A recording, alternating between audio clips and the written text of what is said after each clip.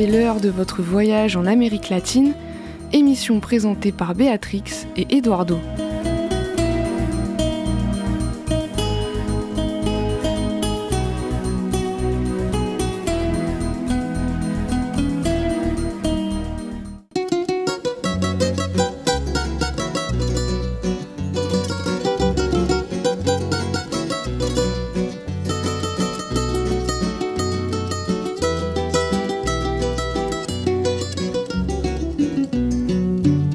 No te asombres si te digo lo que fuiste, una ingrata con mi pobre corazón, porque el fuego de tus lindos ojos negros alumbraron el camino de otro amor. Y pensar que te adoraba ciegamente, que a tu lado como nunca me sentí, y por esas cosas raras de la vida, sin el beso de su boca yo me vi. Amor de mis amores, reina mía, que me hiciste, que no puedo conformar. Bonjour et bienvenue à l'émission L'autre Amérique sur les ondes de Radio Libre en Périgord à Coulommiers-Chamy et de par le monde sur notre site internet. Cette émission est diffusée en direct tous les jeudis à 10h et rediffusée les mardis à 14h. Pour vous donner des informations sur le continent latino-américain, à mon côté, Béatrix. Bonjour Béatrix. Bonjour Eduardo. Et à la technique, Antoine.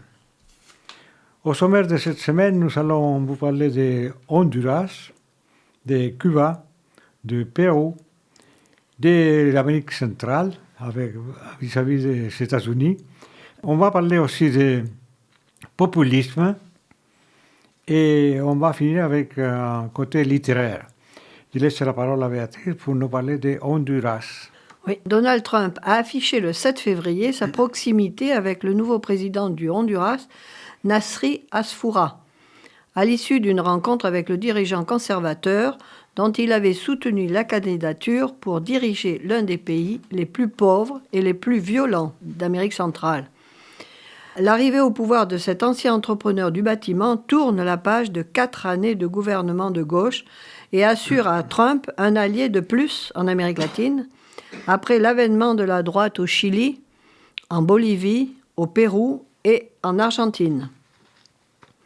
Avant même son investiture, Nasri Asfoura avait été reçu par le secrétaire d'État états-unien Marco Rubio en janvier, et il était revenu en annonçant un projet d'accord de libre-échange avec les États-Unis, destination de 60% des exportations du Honduras, et une promesse de renforcement de la coopération en matière de sécurité. Âgé de 67 ans, Nasri Asfoura a été investi président à la fin de janvier, à l'issue d'un scrutin dont les résultats ont été retardés sur fond d'accusations de fraude. La présidente sortante, Xiomara Castro, a fustigé l'ingérence de Trump qui avait menacé de réduire l'aide au Honduras si son favori ne l'emportait pas.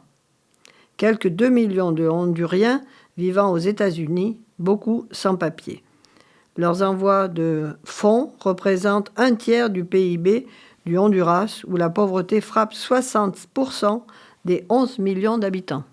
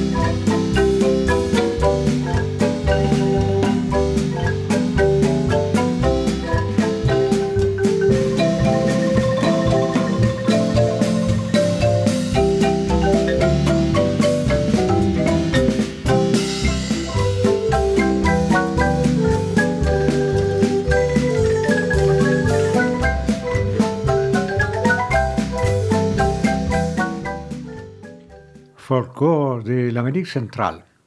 Et nous allons rester en Amérique centrale avec Cuba, n'est-ce pas, Béatrix? Oui. Non à l'attaque impérialiste états-unienne contre le peuple cubain. La population de Cuba vit une situation de crise qui la met en danger. Donald Trump, agissant comme un vice-roi à l'époque coloniale, a approuvé le 30 janvier un ordre exécutif dans lequel il déclare que la situation de Cuba représente une menace inhabituelle et extraordinaire et décrète l'état d'urgence national à son encontre. L'ordre de Trump s'accompagne d'une menace. Les États-Unis imposeront des tarifs douaniers à tout pays qui, directement ou indirectement, accepterait de fournir du pétrole à l'île. Outre le fait que Cuba ne saurait représenter une menace, cette décision condamne la population cubaine à voir s'aggraver de manière extrême les conditions de vie difficiles qu'elle traverse à cause d'un blocus illégal. En effet, aux conséquences dévastatrices de l'embargo économique imposé par Washington depuis plus de 6 décennies, se sont ajoutées ces dernières années plus de 200 mesures prises durant le premier mandat de Trump, 2016-2020, pour renforcer le blocus économique, financier et commercial de l'île. Cette politique, combinée aux multiples problèmes internes et à des tensions croissantes dans le pays, s'est traduite par l'immigration de plus de 3 millions de personnes, principalement des jeunes. Alors que le Mexique, le Brésil ainsi que le secrétaire général de l'ONU ont dénoncé la décision de Trump et alerté sur le risque d'effondrement de Cuba, l'Union européenne et la quasi-totalité des États membres gardent un silence assourdissant, pour ne pas dire complice. Ensemble, opposons-nous à la politique impérialiste de Trump qui vise à étrangler le peuple cubain de manière criminelle. Oui, on peut informer aussi parce que nous avons reçu de RFI une information. Cuba dénonce une tentative d'infiltration d'un groupe armé depuis les États-Unis. 4 personnes qui se trouvaient à bord d'un bateau immatriculé en Floride ont été abattus et 6 autres blessés mercredi 25 février par des gardes frontières cubains après un affrontement dans les eaux territoriales de Cuba, a annoncé dans un communiqué le ministère de l'Intérieur. Cuba a dénoncé mercredi une tentative d'infiltration. De son côté, la justice de Floride annonce ouvrir une enquête. Voilà donc ce que nous pouvons ajouter à l'information sur Cuba. Búscate un gajo de abre camino, cuenta contigo mismo, y si algo no te sale bien, rompe Saragüey.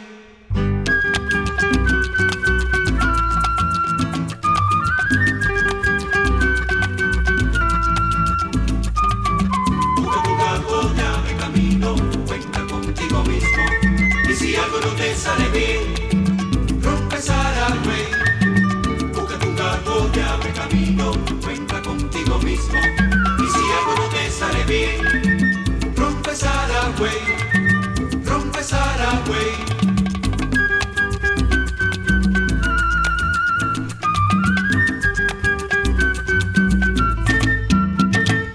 Yo pensaba que el mundo encima se me venía cuando algo que yo quería no podía ser. Me llenaba de rabia si algún problema veía llegar sin ver el final. Hasta que un día salí del apuro y me dijo un amigo, ese problema tiene solución. Búscate un gato que abre camino, cuenta contigo mismo. Y si algo no te sale bien, rompe Saragüey. Que abre camino, cuenta contigo mismo. Y si algo no te sale bien, rompe Saragüey, rompe Saragüey.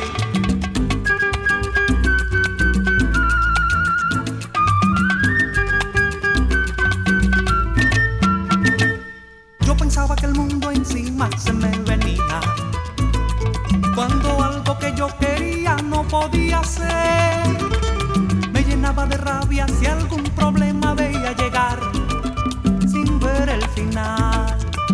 Hasta que un día a salir del apuro y me dijo un amigo, ese problema tiene solución. Busca tu carro, te abre camino, cuenta contigo mismo. Y si algo no te sale bien, rompe Saragüey. Busca tu carro, te abre camino, cuenta contigo mismo. Y si algo no te sale bien, rompe Saragüey. Para mi gente, rompe Saragüey. con aguardiente, rompe Saragüey.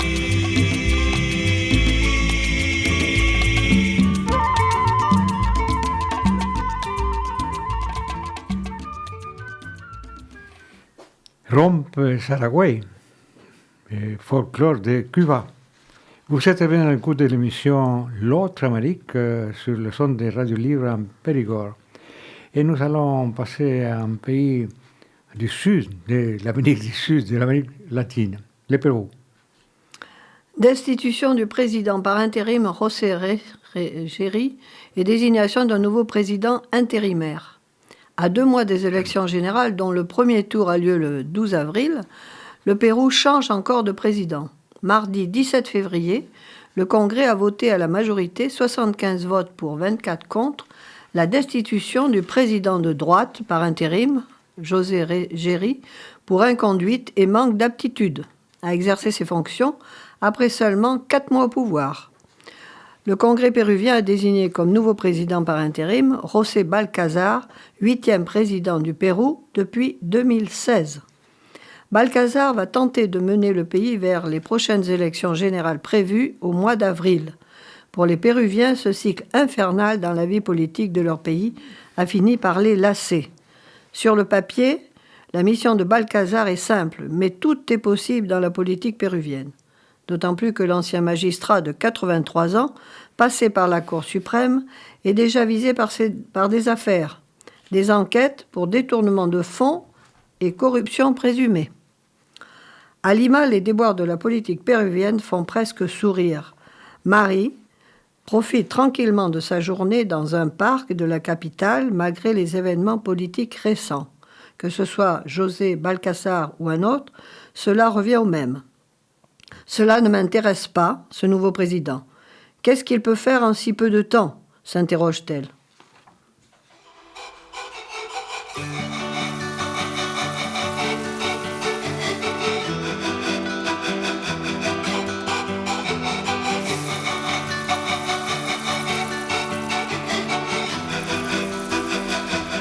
Fumataki kolipankarita suyakstamha sumaurunaka humakna yan pininanaira masumataki lurut asinyani humakna yan pininanaira masumataki lurut asinyani ay fueguito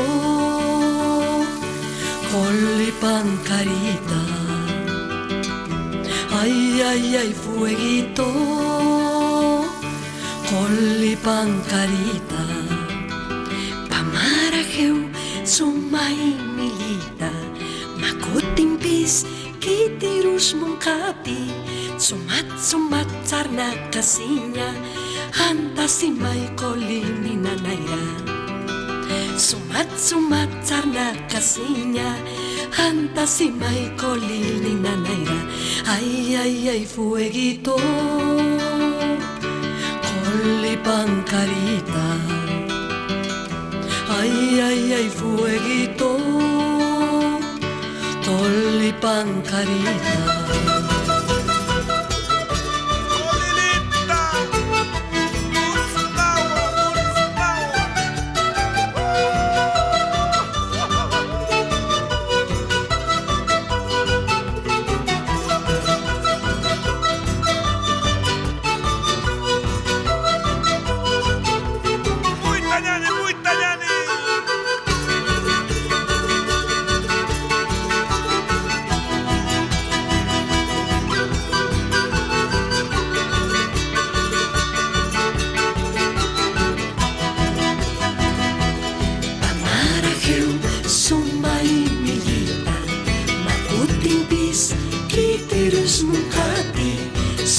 Sumat sarna kasinya antasimbay kolini nanaya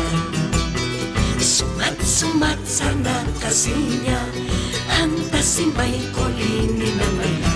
Ay, fueguito, colipan carita. Ay, fueguito, colipan carita.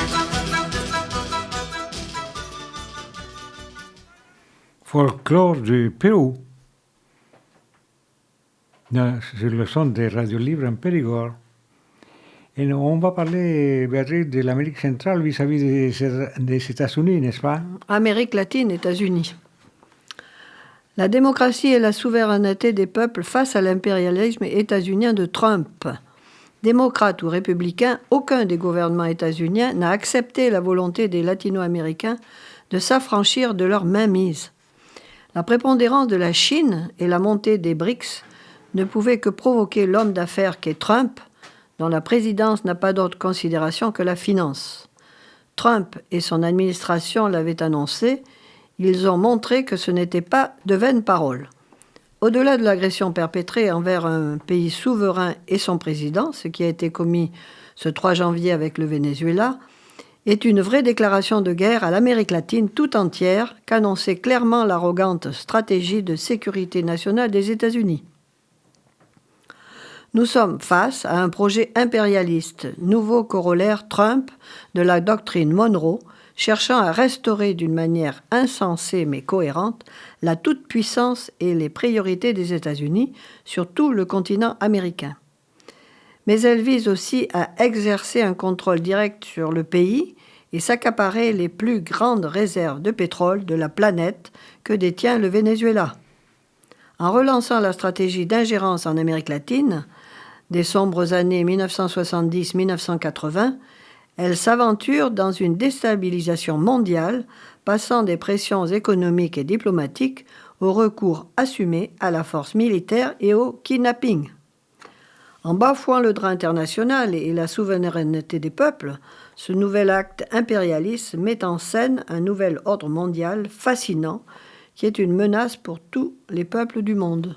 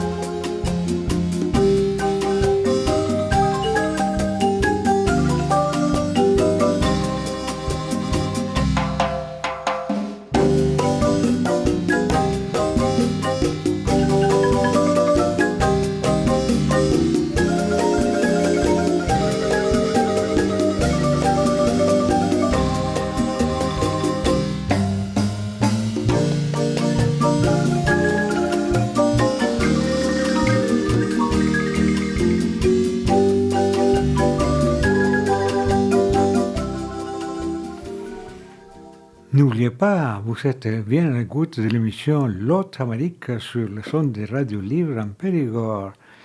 Et nous allons aborder un sujet très, très politique qui est aussi souvent mentionné à la radio et aussi par exemple dans les journaux et dans le journal Sud-Ouest du 22 février, le dimanche dernier, il y a un grand article sur les populistes ont pris l'ascendant sur l'agenda politique, donc, et c'est un mot qui est omniprésent dans notre débat public et qui a été d'un ouvrage paru chez Gallimard, les politistes marquent leurs arts. Et il propose une définition. Mais nous avons trouvé aussi qu'il y a un autre article aussi par le professeur Federico Tarragoni, professeur de sociologie politique à l'université de Caen, qui est l'auteur de nombreux de travaux de référence sur le populisme. En Amérique latine. Et qui a écrit dans le dictionnaire politique de l'Amérique latine. Voilà. Alors voilà ce qu'il dit. Le populisme a une signification particulière en Amérique latine, loin de son amalgame contemporain avec l'extrême droite ou la démagogie. Dans le sous-continent, le populisme désigne une histoire politique singulière dont la délimitation, sans faire complètement consensus, est moins controversée qu'en Europe. La notion de populisme désigne les expériences politiques avec l'exemple de la modernité occidentale. Certains y ont eu recours pour qualifier les gouvernements néolibéraux de la fin des années 1980, marqués par leur personnalisme charismatique et leur électoralisme. Elle a aussi été utilisée à propos d'une partie du tournant à gauche du début du XXIe siècle, avec ses promesses révolutionnaires, ses politiques sociales en faveur des classes populaires et son insistance sur le pouvoir constituant du peuple. En dépit des différentes modalités d'analyse, le populisme désigne un fait politique central des sociétés latino-américaines. L'efficacité symbolique de l'opposition, peuple versus élite, dans le fonctionnement tout routinier que critiquent des champs politiques nationaux. Nulle part ailleurs qu'en Amérique latine, l'opposition entre la souveraineté démocratique du peuple et la prédation oligarchique des républiques n'a été aussi mobilisatrice, récurrente et structurante du politique. Dans le sous-continent, le populisme renvoie à un mode de politisation spécifique, renvoyant à des matières historiques de convoquer le peuple en politique, de le représenter et de parler en son nom.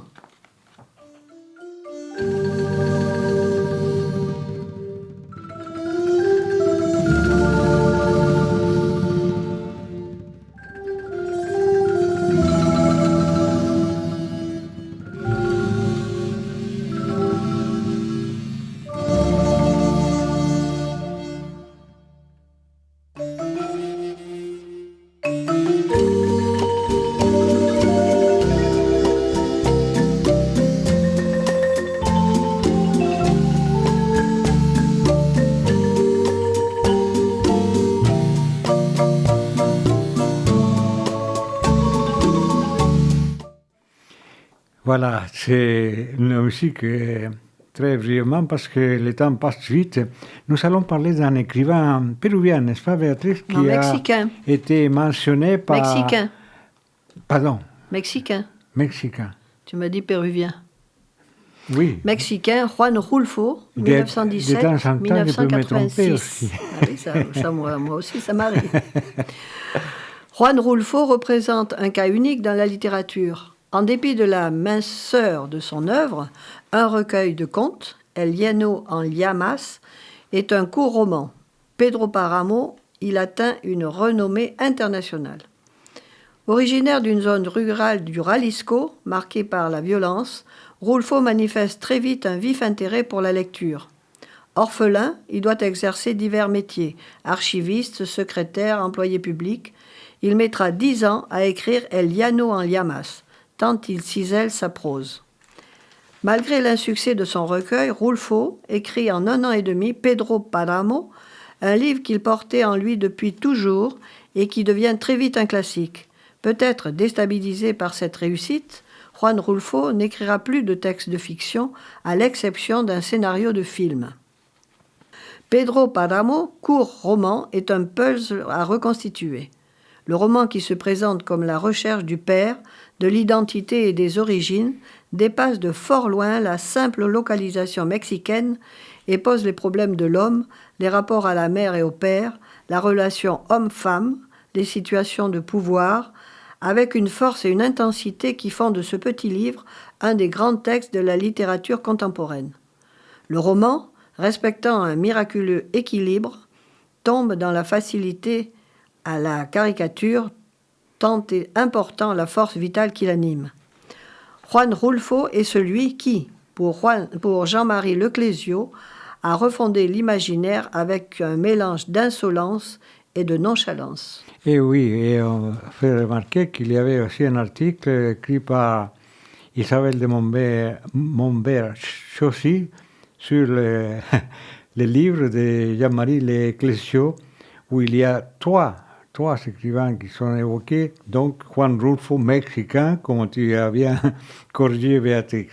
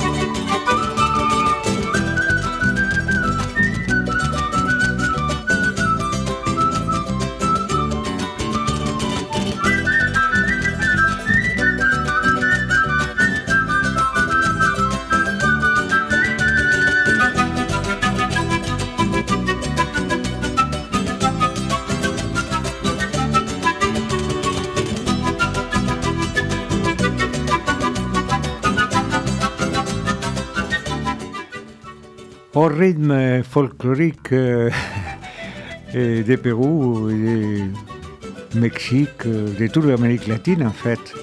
Nous vous donnons, notre émission touche à sa fin. Nous vous donnons rendez-vous la semaine prochaine pour continuer à découvrir ou redécouvrir des aspects de ce continent latino-américain, l'Amérique latine. Merci à Béatrice qui nous a livré des informations et merci à Antoine à la technique. Muchas gracias, hasta pronto.